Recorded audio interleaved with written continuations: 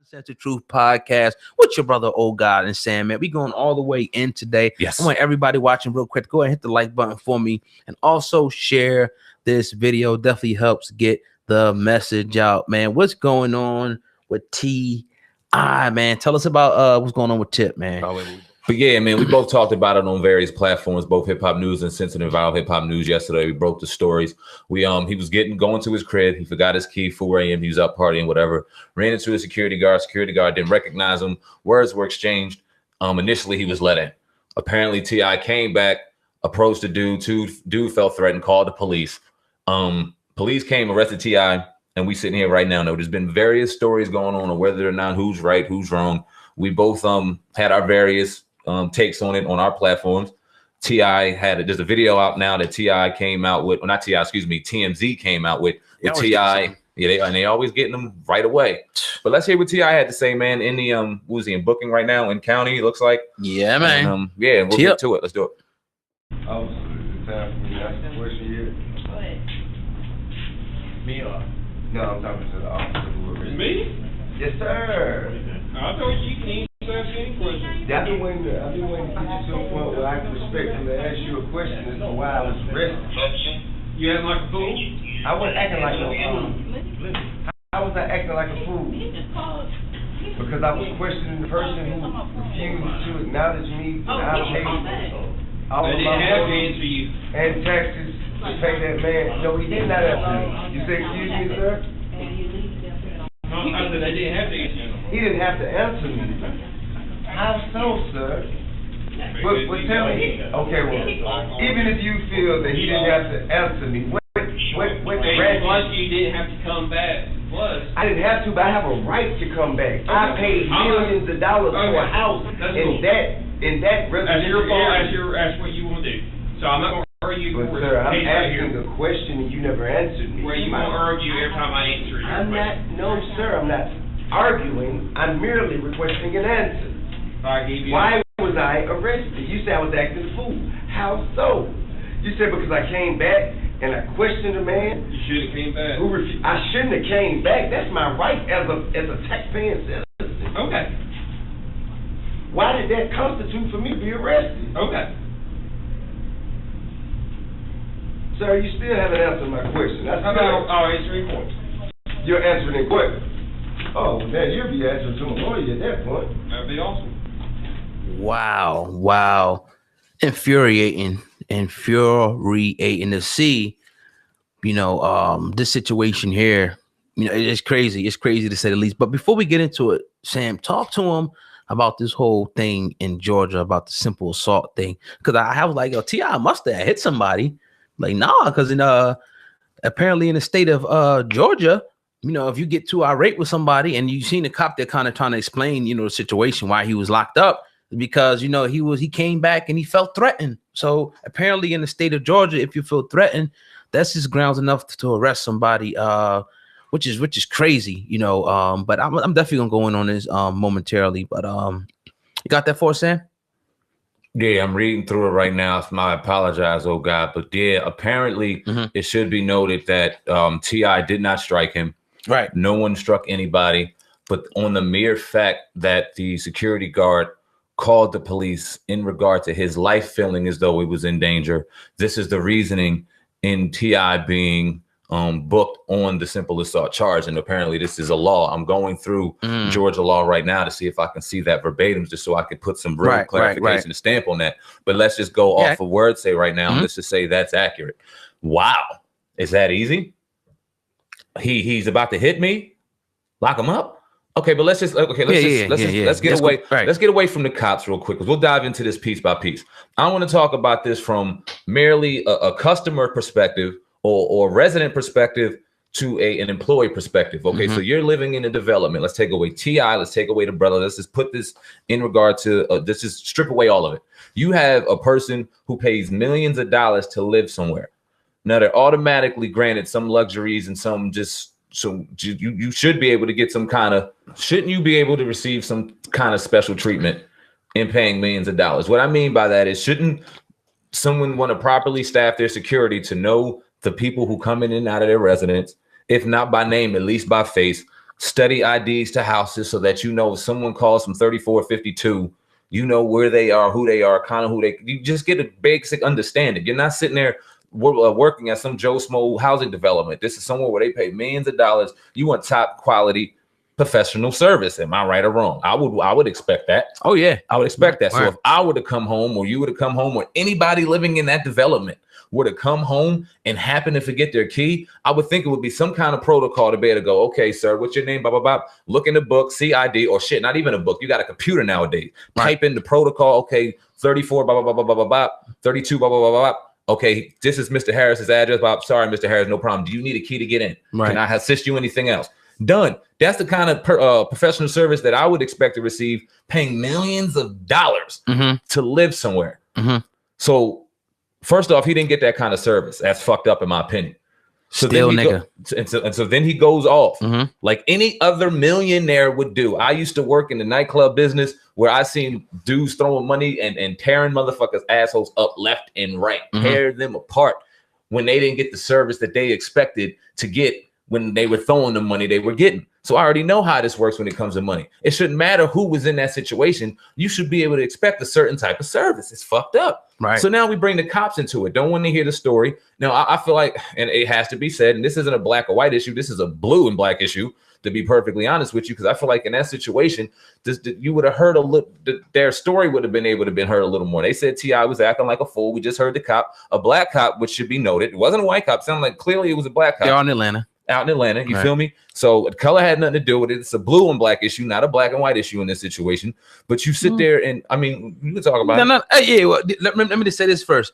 First off, you know, T.I. mentions that because the big thing was they had the first altercation. Then you said he came back, right? Now he came back. So I guess at this point, now T.I. saying here that he asked for the security guard's name. Now at this point with a security guard, I guess he felt threatened because he came back with a friend. At that point or something, like his friend came over to one of T.I.'s friends. So I guess he's saying he felt threatened. But we look at little T.I., you know what I mean? And, you know, come on now. Come on. But anyway, T.I.'s accent, as the video we just played, he's excellent. Like, why are you locking me up? You know what I mean? And again, he has, like he said, he has the right to come back to that gate if he lives there. What you mean? Come back to that shit 20, 30 times. Yeah. You know what I mean? But it just goes back what Kanye West has been trying to tell us. You know, Jay-Z still nigga. You know, Kanye West says, you know, no matter, you know, what's the line?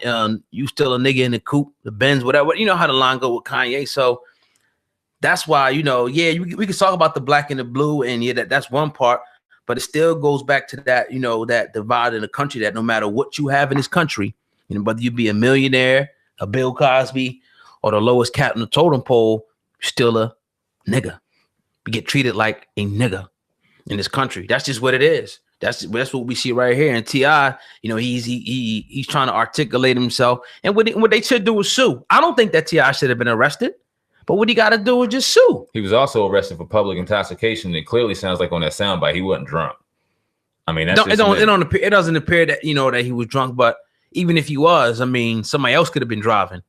Yeah, I mean, he didn't get hit with a DUI. He got hit with public intoxication. That means why? Because he got loud. I mean, it's so crazy. Right, man. Like, I don't think this was and that's like I said, if this was Mr. Katz or a Katzman, you know what I mean, and owned the grocery store down the street, it wouldn't have happened. This wouldn't have happened. Yeah, I don't think it would have happened. And the security guard said he didn't know who T.I. was. He didn't know who Tiny was. I find it hard to believe in Georgia, but okay, we give you that.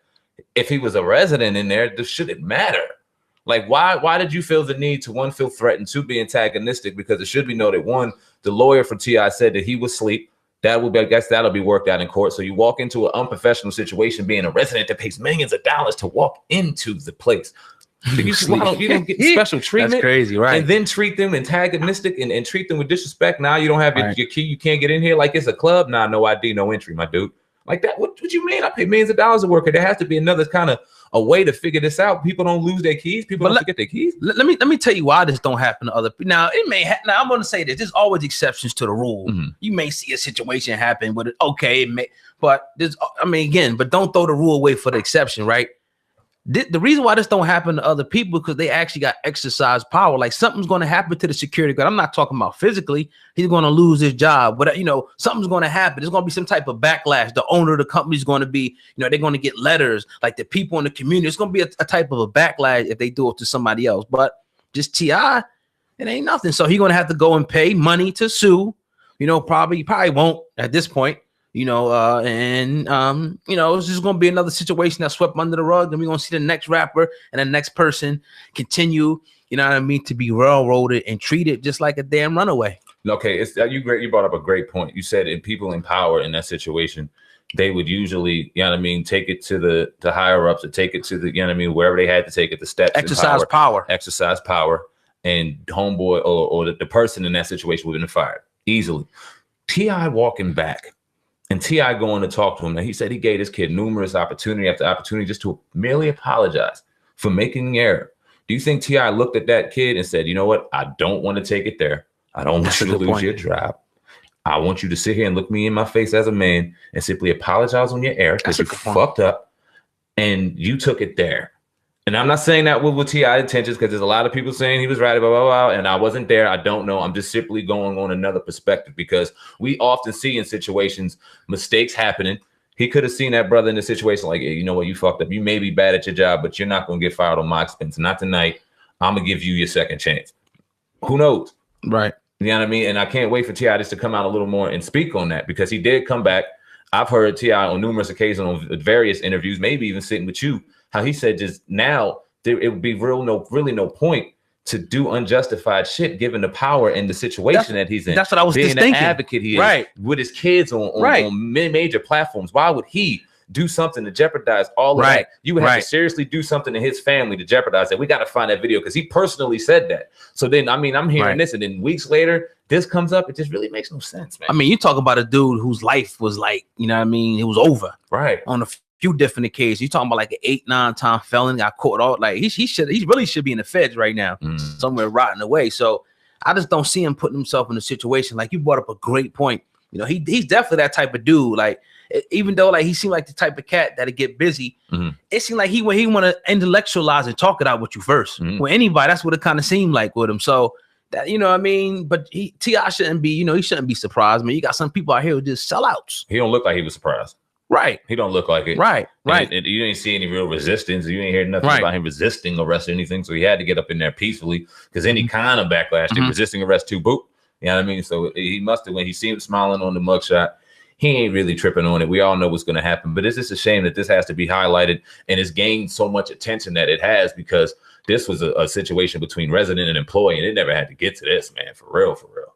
Especially him being like locked up. Like, him being locked up is crazy. Yeah. You know what I mean? That you know, that's beyond far, but it looks like T.I.'s going to win this joint. Let's talk about the police real quick. Now, you know, police, somebody knew who T.I. You mean to tell me everybody out there didn't know who T.I. was? You got to give him the benefit of the doubt. You can't give him the benefit of the doubt. Him? Really? Like, what did he really do out there to disturb the peace, cause a ruckus, really put harm in anybody's way? You really couldn't go, yo, my man, we're going to shut this one down. You go back to your joint. T.I., I'm going to get you home. Yo, we're going to chill out on this. And nothing would have ever been heard of it. What, really? He ain't done enough. That, like, him, he is still the rubber band man. He is still the creator of trap music. Even still, like, you really can't evolve as a person. So let's just play devil's advocate for a minute. Let's just say that T.I. was irate. T.I. was threatening him. You know what I mean? Let's just say that was the case. Like, do you know who I am? I'm T.I., motherfucker. I can have this done to you. Would he be justified then in calling the cops? I mean, would he be justified? Or would he? He damn sure would have. The whole goddamn squad. No, I'm saying would he be justified in calling? I mean, I've been, and I can honestly attest to this. I've been in situations working in the nightclub where I've had that kind of flex thrown on me. Direct answer on that one, man. Nah, he shouldn't have been called. Nah, he shouldn't have, motherfucker. He shouldn't have. Nah, the cops shouldn't have been called in that situation. So if this to say, what should he have done? If you really a bitch about it, lock your door, call your manager. You got cameras on you. Yeah. If T.I. brings out a gun, he's fucked. He's not going to do that. He's going to sit there and bang on the door and make some noise. Okay? If you really a bitch like that, you lock the door and you call your manager. Now, if it's up to the manager to really assess the situation, no, oh shit, this is T.I., let me calm this down and get him back home. Or no, I'm scared, I'm going to call the cops too. You leave that up to him. But for you just to make a jump and rash decision to call the cops, you were profiling, you were stereotyping, no matter. And what about T.I. being drunk? What do you think about that? I mean, you think he was drunk, or are they just making that up? I think, well, you seen the video. It didn't sound like he was drunk to me. Mm-hmm. I've been around plenty of drunk people at that too, and it didn't sound like he was even slurring his words. He wasn't staggering back and forth. Really couldn't see him in his face, but he looked like he was articulating himself very well, repeating back what the cop was saying. So he had full engagement and control of what was going on in that conversation. That don't sound like characteristics of someone that's intoxicated. Now, could he have had a drink or two? Could they have smelled a drink on his breath? Yeah, he's a grown man. Why can't he go out and have a drink with his wife? That doesn't mean he was drunk. He didn't get hit with a DUI. No one got hit with a DUI. So for the mere sake that they smelled alcohol in his breath, he was out there probably getting in homeboy's ass verbally. Did he deserve in public intoxication? That's what it sounded like to me. I don't think he was drunk. Get the hell out of Georgia. I don't know what y'all did. I mean, get out of Dodge. You really can't go. No, you can't run from it. But I mean, you say they say Atlanta's the Mecca for black people. That's where we need to go. That's what people are saying. You telling them to run. I mean, that's a whole nother topic, man. That's something we could definitely dig into. You know what I mean? Because what you said in the beginning definitely has some credibility. You know what I mean? But, we'll get into that another time, man. You listen to the Uncensored Truth podcast with your brother, Old God, and Sam, man. We're going all the way in today. Everybody listening to this podcast, go ahead and make sure you hit that like button and share this video. What you got over there, Sam, man?